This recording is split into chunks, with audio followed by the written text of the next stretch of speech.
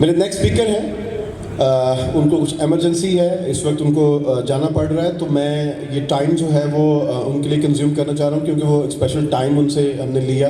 وہ کل کوئٹہ تھے 3 دن کے ٹور پہ اپنے پہ، اور اس سے آگے سے انہوں نے جو ہے وہ ایک اپنا ایک ٹور پلان کیا ہوا تھا. ہم نے ان کو اسپیشل ریکویسٹ کیا تو وہ واپس آئے کہ چلیں میں آپ لوگوں کا سیشن جو ہے وہ جو ہے یہاں سے اٹینڈ کر لیتا ہوں. تو ان کو پھر چونکہ اسی سیکوینس میں ان کا ایک پروجیکٹ چل رہا ہے جو بڑا امپورٹنٹ ہے، کہ این جی او کے ساتھ ان کی جو ہے وابستگی ہے اس وقت، اور وہ اس کو رن کر رہے ہیں، اس کو پروجیکٹ کو آگے لے کے چل رہے ہیں. تو ان کی پھر ایک بڑی امپورٹنٹ میٹنگ تھی جو آج یہاں پہ پلان تھی، تو ہم نے کافی لیٹ کیا، اس کے لیے ہم ان سے معذرت چاہتے ہیں.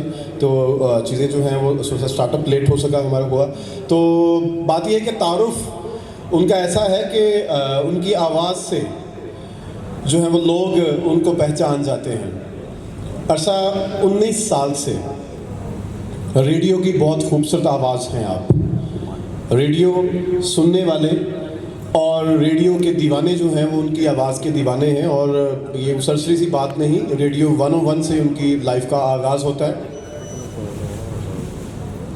ریڈیو 101 سے ان کی لائف کا آغاز ہوتا ہے، پھر وہ 103 کی آواز بنتے ہیں، اور اس کے بعد پھر دھمال FM 94 کے کنٹری ہیڈ بنتے ہیں.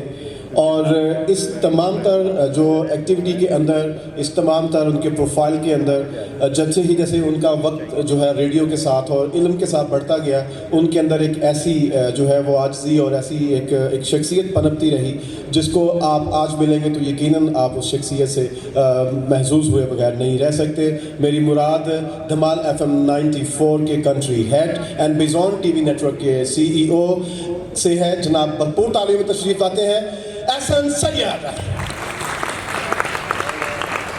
آج ان کا ٹاپک جو ہے دیٹ از جے شوکن.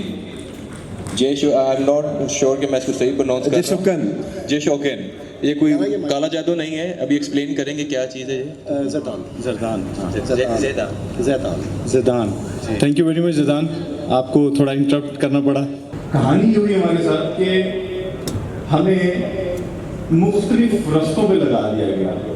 مثلا میں موٹیویشنل اسپیکر بن گیا، کوئی سکسیسفل CEO بن گیا، کوئی اچھا امپلائر بن گیا.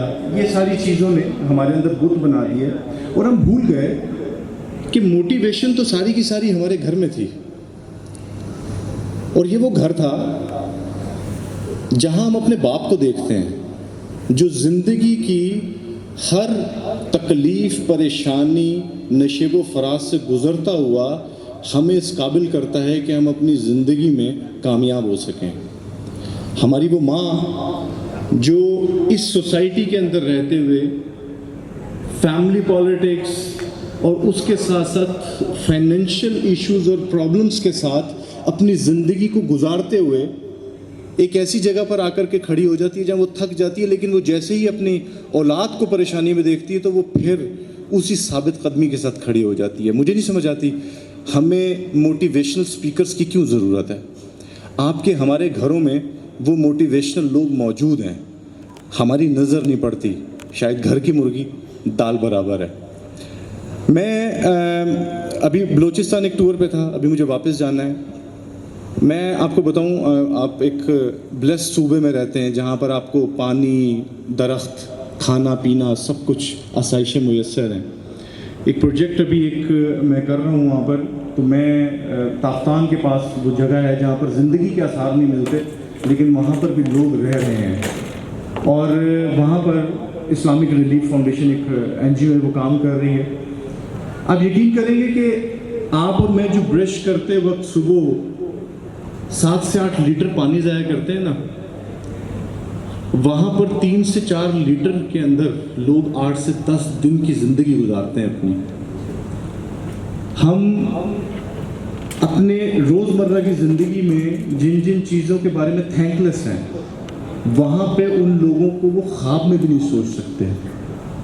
ہمارے ساتھ پرابلم یہ ہے کہ ہم لوگ اپنے آپ کو اور اپنے ارد گرد کی تمام چیزوں کو ایکسکیوزز بنا کر کے وہ فیلئر دوسروں پہ ڈالنا چاہتے ہیں.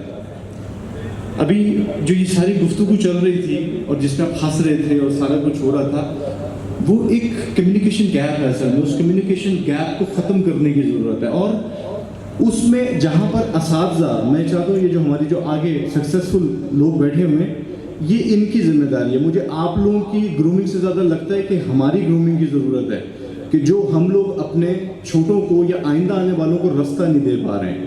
آپ ہمارا مستقبل ہیں اور آپ کے لیے ہمیں وہ سارے آثار پیدا کرنے پڑیں گے جو کہیں نہ کہیں اس میں ہم سب ہرڈلز بنتے ہیں.